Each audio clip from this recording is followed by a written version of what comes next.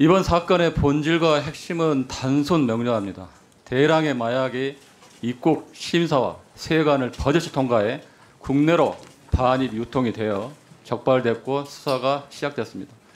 그런데 세관 연루 의혹이 제기되자 상황이 급변합니다. 첫째, 경찰청장에게 수사 성과를 직보하고 칭찬까지 받았던 김찬수 영등포 경찰서장이 돌연 용산을 언급하며 브리핑 연기를 지시했습니다.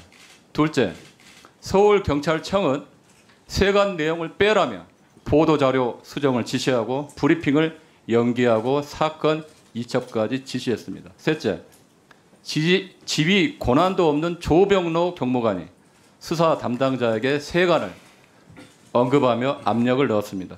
넷째, 관세청은 수사 담당자를 직접 찾아오고 수차례 전화까지 하면서 브리핑과 보도자료 방향을 바꾸려 했습니다. 독립성과 중립성을 요하는 경찰의 형사사법 절차가 심각하게 훼손된 겁니다. 명백한 수사 예합이고 그게 이 사건의 본질입니다. 김찬수 행정관님께 질의하겠습니다. 증인, 작년에 영등포 경찰서장으로 계셨죠? 네, 그렇습니다. 얼마나 계셨습니까? 7월 말부터 6개월 계셨죠? 그렇습니다. 보통 1년 정도 근무하고 보통 이제 이전하는데 6개월 만에 또 대통령실에 가셨어요? 의원님, 저는 지방서장도 6개월만 있었습니다. 네, 그렇죠. 그 과거에 박근혜 정권 말기 2017년도에 청와대 치안비서관실에 근무했죠? 네, 그렇습니다. 네, 2번이나 근무했네요. 이번이 두 번째입니다. 그러니까 남들은 한 번도 경험하기 힘든 청와대와 대통령실에 2번이나 있었는데 공무원으로서는 이례적입니다.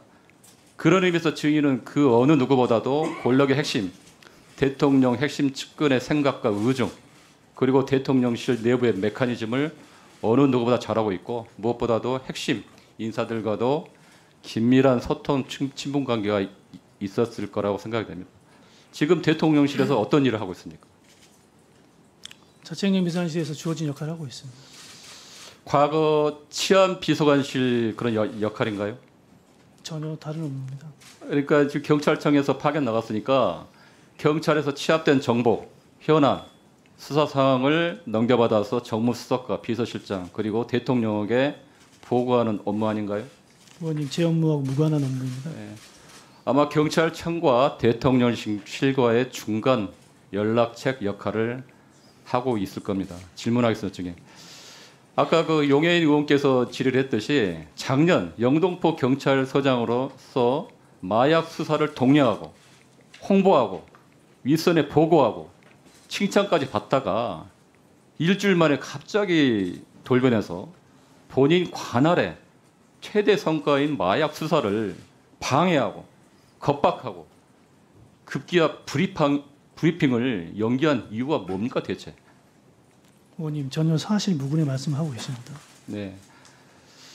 증인은 작년에 영등포 경찰서장 당시에 관할 부서에서 마약 수사 큰 성과를 내니까 8월 26일에 수사팀 확대를 지시하고 9월 11일에 김봉식 서울청 수사부장과 9월 13일 윤희근 경찰청장에게 수사 사항을 상세하게 문자로 보고했죠.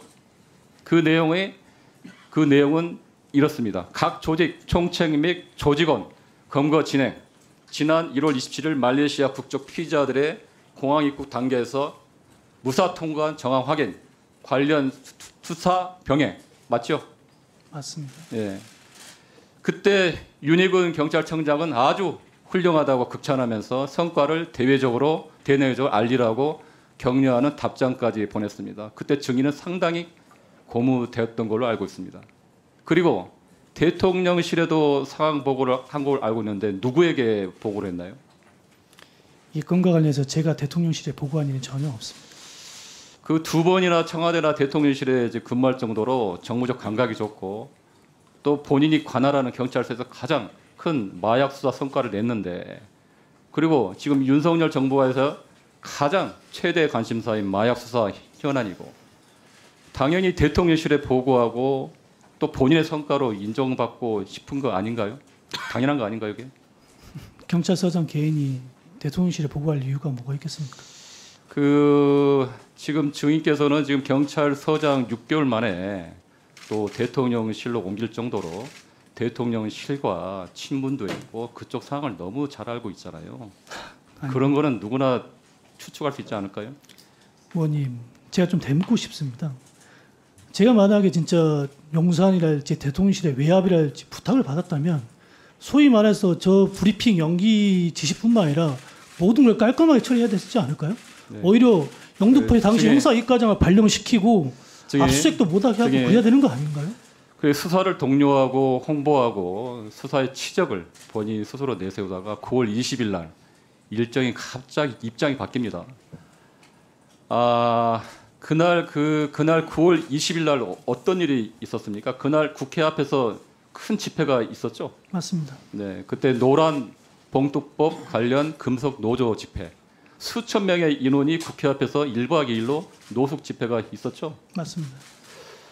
그리고 오전 11시에 국회 경비대에서 현장 대책회의를 했습니다. 그렇죠? 맞습니다. 그런데 그날 8시 45분에 7시 33분에 보도자료를 보내라. 백현웅 경장에게. 그리고 45분에 브리핑 취소할 수 없냐. 그리고 9시 3분에 용산에서 사건 내용을 알고 있다. 심각하게 보고 있다고 브리핑 연기하라고 지시합니다. 그리고 브리핑은 22일에서 10월 초로 연기됩니다.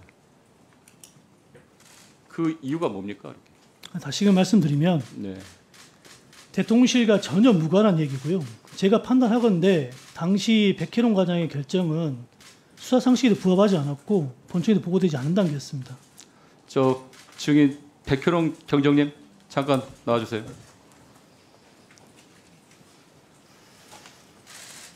지금 저 김찬수 소장이 계속 그걸 부인하고 있는데 그때 상황에 대해서 어땠는지 다시 한번 말씀해 주시기 바랍니다. 세관 연루 마약 사건을 진두지휘한 사람은 김찬수 소장입니다. 흐름을 보시면 알겠지만 9월 11일 날 세관 연루 사실이 나왔을 때 저에게 구체적으로 문서를 작성해 줄 것을 요구했고 그걸 보고하겠다고 저한테 말씀을 했고요. 그다음에 수사부장한테 서울청 수사부장에게 먼저 문자 보고를 했고요. 그다음에 서울청장에게 문자 보고하고 구체적으로 보고하겠다 이렇게 했고 9월 13일에는 경찰청장님까지 이렇게 보고를 합니다. 그러면서 저한테 계속 피드백을 주셨습니다. 이 본인이 마약 압수 현장에서 진두지휘까지 했던 이 사건을 갑자기 이렇게 브리핑도 맞고 수사를 방해하게 된 계기가 용산이 아니면 설명이 안 됩니다. 김찬수 소장은 전담팀을 배신해서는 절대 안 되는 사람입니다. 본인이 꾸리라고 지시했고 본인이 모든 명령을 하달했고 제가 그 명령을 받아서 현장에 수행을 했는데 조직원들을 배신하고 제 등에 칼을 꼽은 사람입니다.